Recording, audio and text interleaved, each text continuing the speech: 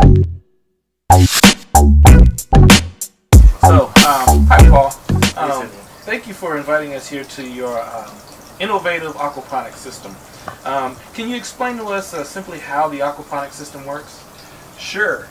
We've got fish in this tank over here, and the water from the fish tank circulates throughout the system. All these plants are growing in the fish water, and the waste from the fish feeds the plants.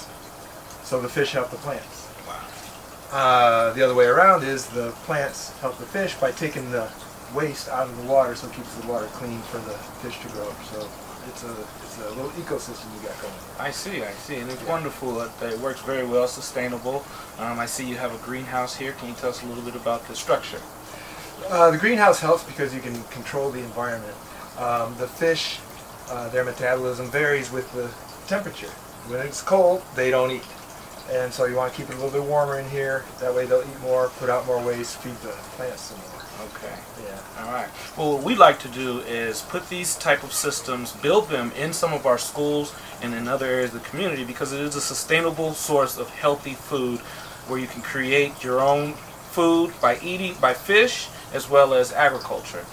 Can you explain to us how it helps out in the community and maybe at a school from a scientific and or agricultural perspective? Sure, there's lots of different ways. One, we're going to need to build the system so people would get hands-on construction experience on putting something together like this. There's plumbing involved and all sorts of stuff like that on an entry level. Yes. So that's really cool. And then the system itself involves a lot of science. You get to learn about the biology of plants and fish and beneficial bacteria, and you sort of run this little ecosystem.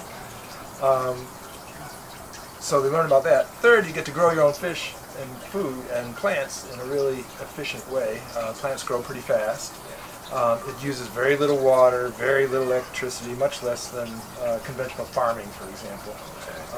So it's real sustainable that way. You don't use any pesticides in here because it would kill the fish. So it's all nice, healthy food that you're growing. Oh, that's wonderful. That's very good. All right.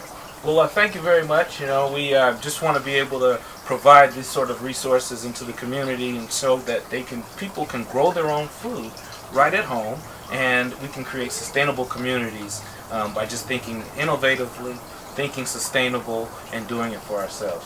Thanks, Paul. Sure.